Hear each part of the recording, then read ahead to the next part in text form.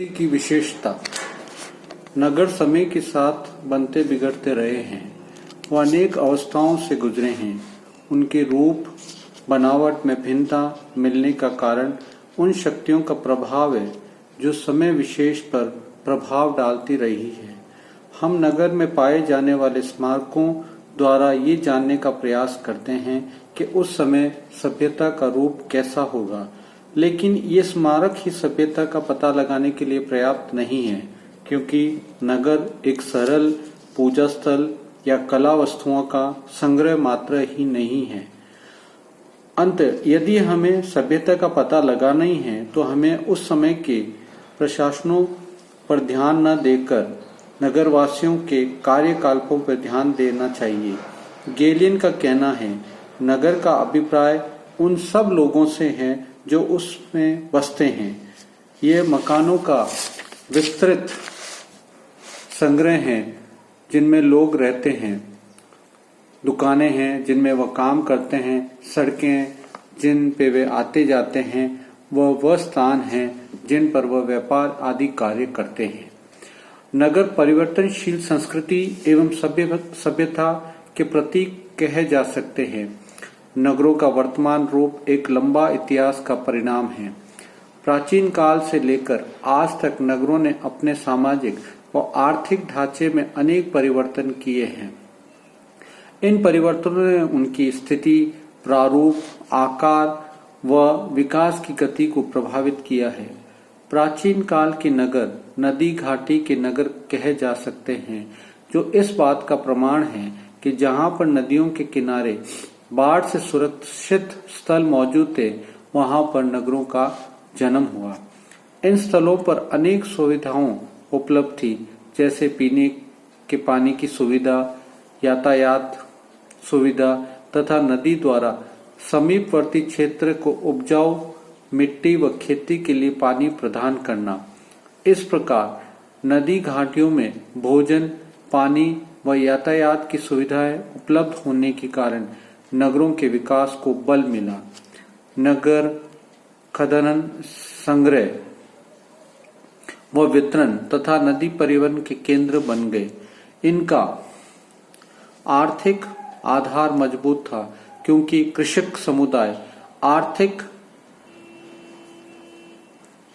अतिरिक्त उत्पादन करने लगा था। नगर निवासियों का प्रमुख व्यवसाय उद्योग धंधे एवं व्यापार था। कताई बुनाई, बर्तन बनाना, खिलौने बनाना, नावें बनाना, कृषि संबंधी औजार बनाने के उद्योगों का जमाव नगरों तक सीमित था।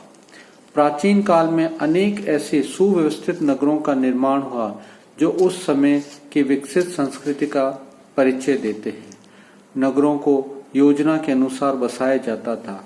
उनके बसाने में प्राकृतिक सुविधाओं का पूरा लाभ उठाया जाता था। मोहनजोदाड़ो, हड़प्पा, बेबीलोन, लोथल, कालीबंगा, धौलावीरा, बानावाली, कुनाल नगरों के खंडरों द्वारा इन सब बातों की पुष्टि होती है। अप्रैल 1997 में नरेंद्र पंजवानी ने अपने एक लेख में प्राचीन नगरों की विशेषताओं पर प्रकाश डाला है। उनके अनुसार पुरातत्ववेत्ताओं की एक टीम ने डॉक्टर R.S. बिस्ट के नेतृत्व में धौलावीरा नगर की उपस्थिति का बोध कराया। ये नगर हड़प्पा व मोहनजोदाड़ो की भांति हड़प्पा संस्कृति का तीसरा बड़ा नगर था। इस नगर का बसाव स्थान कच्छ प्रदेश में भुज नगर के उत्तर पश्चिम में 260 किलोमीटर की दूरी पर स्थित था। ये सुनियोजित नगर था। इसका बसाव स्थान दो नदियां, उत्तर में मनसार व दक्षिण में मरार नदी के बीच में फैला था। इसके चारों ओर चार दीवारी थी। इस दीवार के सहारे जलाशयों की श्रृंखला थी। इसकी जनसंख्या लगभग 20,000 थी, जो मोहनजोदाड़ो की जनसंख्या से आधी थी। मकान बनाने में पत्थरों के साथ धूप में सिकी ईंटों का प्रयोग होता था। औरतें समुद्री सीपों से बनी चूड़ियां पहनती थी। आदमी व औरतें सभी जेवरात पहनते थे। गले में मोती के दानों की मालाएं पहनते थे। इस सभी प्रकार के जेवरात यहाँ पर खुदाई करते समय मिले। मकान बनाने में भट्टे में पकी ईंटों का प्रयोग, तांबे व लोहे के औजारों का प्रयोग, मिट्टी के बर्तनों का प्रयोग आदि इस बात को बताते हैं कि उस समय नगरवासी का ज्ञान काफी आगे बढ़ चुका था और नगर आर्थिक व सामाजिक क्षेत्र में गांवों में कहीं आगे पहुंच चुके थे। यहाँ प्राचीन काल के नगरों पर प्रभाव डालने वाले कारकों व विशेषताओं को इस प्रकार समझा जा सकता है। पहला, नगरों का नदियों के किनारे सुरक्षित बसाव स्थलों पर विकसित होना। दूसरा, नदियां व जलाशय के पानी के पीने का पानी सिंचाई के रूप में प्रयोग करना। नगरों के चारों ओर कृषि भूमि का विकसित होना, जहां से अतिरिक्त कृषि उत्पादन कर नगरों में लाया जाना तथा नगरों को इन उत्पादन के वितरण एवं व्यापार केंद्र के रूप में विकसित होना। चौथा, नगरों को सुयोजित विन्यास लेआउट होना। अधिकांश नगरों में सड़कों का सीधा होना व एक दूसरे को समकोण पर काटना। नगर के चारों ओर चार दीवारी होना। छठा, मकान बनाने में पत्थर, धूप, शीशे की ईंटें व मिट्टी का प्रयोग करना। सातवां, मकानों के भीतर सभी प्रकार की सुविधाएं होना। आठवां, मिट्टी के बर्तन, जेवरातों, मिट्टी की मोहरें, नावें, खिलौने आदि का प्रयोग होना। नौवां, नगरों में लघु स्तर के उद्योगों का जमाव मिलना। 10वां, नगरवासियों का व्यापार व उद्योग कार्य में आजीविका प्राप्त करना। 11वां, नदियों का प्रमुख परिवहन मार्ग के रूप में प्रयोग किया जाना। 12वां, तांबे व लोहे से बने औजारों का प्रयोग किया जाना।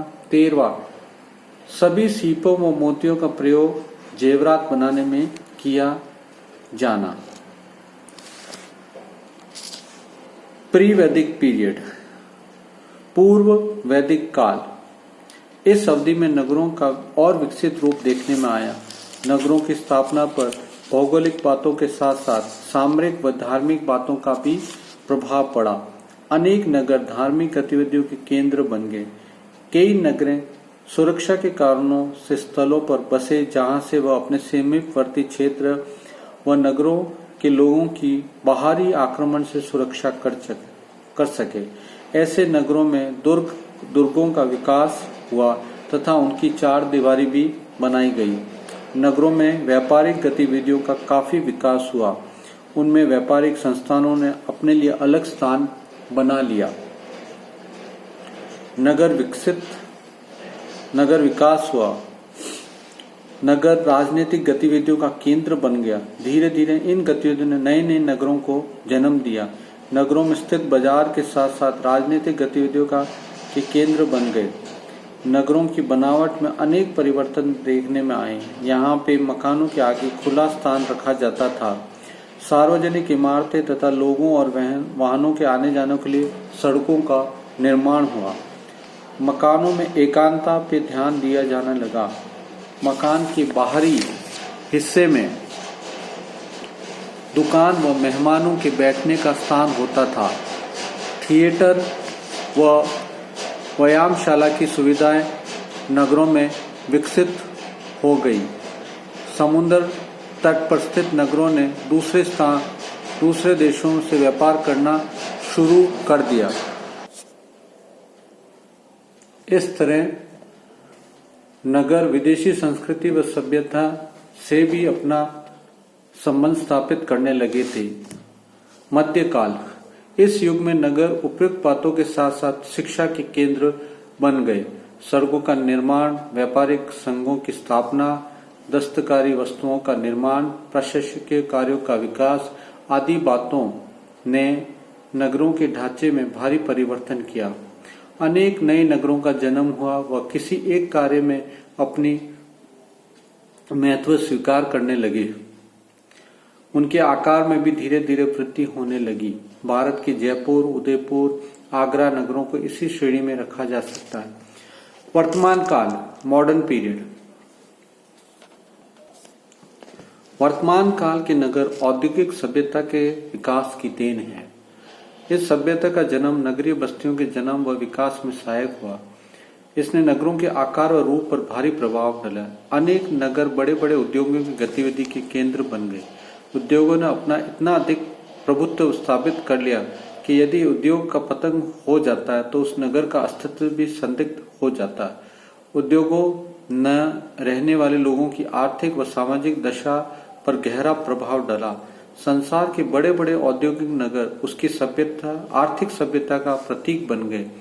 उनकी सामाजिक दशा भी काफी विकसित मिली। यातायात व संचार के नवीन विकसित साधनों का नगर पर काफी प्रभाव पड़ा। इन साधनों ने नगर के आर्थिक व भौतिक ढांचे में व्यापक परिवर्तन किए। ये नगर इन साधनों के केंद्र बन गए। इस प्रकार उपरोक्त विवरण में इस तथ्य की पुष्टि होती है कि नगरों पर समय विशेष से घटित होने वाली आर्थिक सामाजिक घटनाओं का प्रभाव पड़ा। मानव समुदाय ने अपने आर्थिक व सामाजिक स्तर को ऊंचा उठाने के लिए जितने भी प्रयत्न किए, उन प्रयत्नों का नगरों पर भारी प्रभाव पड़ा है। नगर उसके विचारों की अभिव्यक्ति है। जैसे जैसे उसके विचारधारा में परिवर्तन होते गया, वैसे वैसे नगरों के ढांचे में भी परिवर्तन होते गए और नगर मानव सभ्यता एवं संस्कृति के प्रतीक बने रहे। इस प्रकार ये कहा जा सकता है कि नगर परिवर्तनशील संस्कृति एवं अर्थव्यवस्था के प्रतीक के रूप में है।